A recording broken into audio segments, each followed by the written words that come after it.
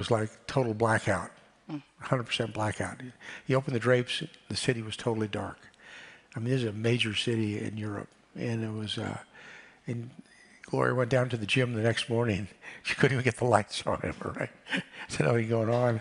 So, and the TV sets, when you lose power in TV, your screen shrinks. And so you turn on the TV, and it was like you saw a half screen is all you saw was going on. But it was, and the casualties alone, that's one of the things President Trump picks up on. We're looking right now conservatively, when you talk about Russian and Ukrainian soldiers dead, you're looking at over 1.2 million killed and wounded. I mean, those are numbers that's called, I call it industrial strength killing. Remember the Soviets left Afghanistan after losing 18,000. We left Vietnam after losing 60,000. I mean, a nation, if you can absorb that many casualties, I go back to what happened with, and this is the comment I made to the president at the time, there's a term they use in England called the lost generation from World War I. With the trench warfare and the amount of British soldiers killed, they lost a whole generation of young men at the time, and that's what you don't want to see happen with Ukraine as well. That this generation that you're seeing killed and wounded, and the decimation, it becomes a lost generation. And when I went into Ukraine last time, we make sure we go visit the hospitals too, and go talk to the young men now and the women as well that have been fighting and we've lost, and it's always good to get their perspective. And one thing I found is you can, as a military officer, many of you who are in this room have been in the military, you can never forget about a fighting spirit, what it means when you're a soldier, men or women fighting for your country. And I think, we in the United States, and I had a chance to talk to the president, and I said, sir, we haven't had an American president since Abraham Lincoln that's had to do what President Zelensky's done. President Zelensky is fighting a war of national survival on his own soil, and that's what Abraham Lincoln did. And fight on your own soil for national survival and national sovereignty. And you have to, when you see that, you have to appreciate the issues that they're facing right now on the ground. And I think sometimes we don't see that. We don't put ourselves in their shoes and seeing what we're seeing and how to work our way out of it. And we've tried really hard to do that. And we've come up with, in the last few months, we've been to Jeddah, Riyadh, Paris, London, Istanbul again, to do technical meetings. And we came up to what we call term sheets. Term sheets are, this is what the outline, this is what it looks like. We think this is your end state. And we took the Ukrainian term sheet, then we got what's called the Russian term sheet, they call it a memorandum, and we put them together. And we said, okay, how can you meld these two documents together to get to an end state?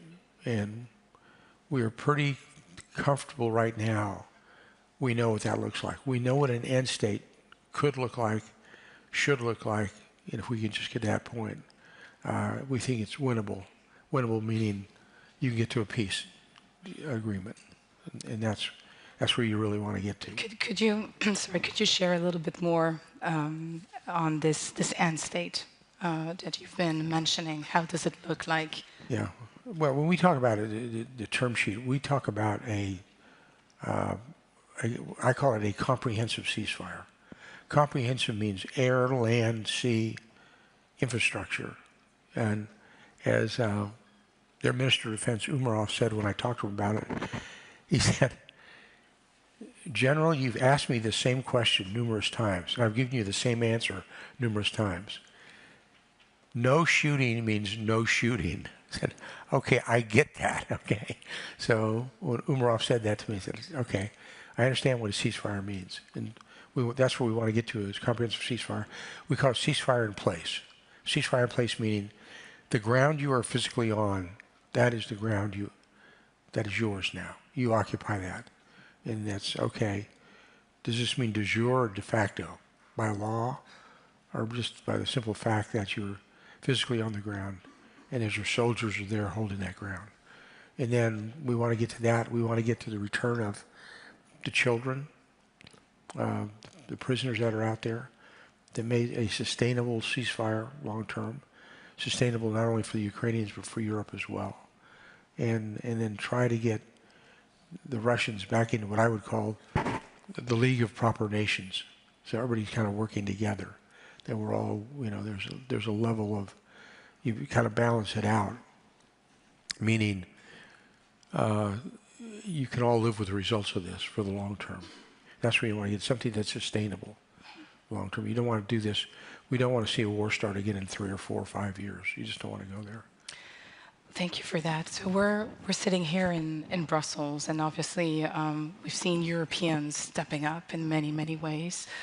They're not directly at the negotiating table, but they have been scaling up their support for Ukraine. As you know, France and the UK leading the so-called coalition of the willing. To what extent is the United States today ready to, first of all, how do you perceive the role of Europe and what it's been doing over these past months to support Ukraine and step up? And secondly, how do you see US role in supporting this coalition of the willing, and how could it translate concretely? Yeah, I think what's important is unity of the alliance. Everybody staying together, working together. That's absolutely critical. I think what you don't want to do is, the term I would use as an American term, you don't want any stray voltage. You want to make sure that everybody's in lockstep going forward. And I think that's critical. And you're seeing, and we primarily work with what we call the E3, the Brits, the French, and the Germans as well. And the fact is, we recently had Prime Minister Starmer come to the United States. We've had President Macron come to the United States. And I think that's important, where the alliance stays really together. And I think that sends a very clear message to everybody. And I think it's important. It's important not only for European, the alliance itself, but I think it sends a clear message to President Putin that the alliance is not breakable. It's an unbreakable alliance. We're going to be around, a week from Tuesday. We're not going to go anywhere. And I think that's a critical message that needs to be sent. And it's just not to Russia, but to the entire globe as well. That it's an alliance that's been together for a long time, and it's going to stay together as well. So we're just a couple of days away from the NATO summit in The Hague, and Ukraine obviously is going to be an important piece of that. You just said it's important to show unity. It's important to show strength, especially during this meeting, for the reasons you just outlined. From a Trump administration perspective, and from your perspective, what would constitute a successful summit? What do you want to achieve? And then as we look forward beyond the summit, how do you see the future of U.S. involvement in European security affairs? It's a great question. I think what you want to see is, one of the criticisms the United States had with the alliance, and you probably all picked up on that, was when we talked about the defense contributions. Raising that to 5% of GDP that's going to be very, very important. You go back to the Wales Declaration, when everybody agreed and all the world leaders signed it was going to be 2.5% of GDP, of which 20% of that was on modernization. And everybody kind of agreed to that. When we first came in 8 years ago, the first Trump administration, there was only like 3 nations that were reaching that GDP level. And I think that's be important to making sure that everybody it sends a very clear message that we're going to maintain military strength. And frankly, I mean, everybody in this room, I know that if I said, let me, by a show of hands, how many of you can recite to me Article 5 of the NATO treaty? I bet everybody in this room could raise your hand. I'd lay you money. But how many of you can raise your hand and say, I know what Article 3 says? I used Article 3, I call that the funding article, which means that each nation individually and collectively will provide for the individual in common defense of the alliance. And I think once that agreement is made, then everybody needs to step up for that. It sends a very clear message to everybody. And And I know with President Trump, that was one of his concerns early on. If you're an alliance, you're all part of the alliance. And everybody pulls together on that. And so success would be coming out of here with a pretty well-defined what the defense contributions are going to be. But the second is, where does everybody want to be with Ukraine?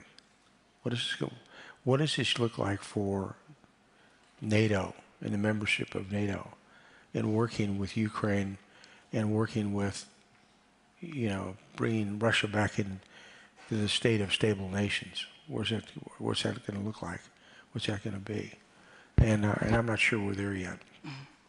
Well, what I suggest is that we continue the conversation by broadening the panel and welcoming our other panelists to the stage. Thank you, General, for sharing your thoughts. Stay with us so we can continue the conversation. Yeah. Thank you all very much. Thank you. Thank you. Thank you. Thank you. Thanks so much. Thank you.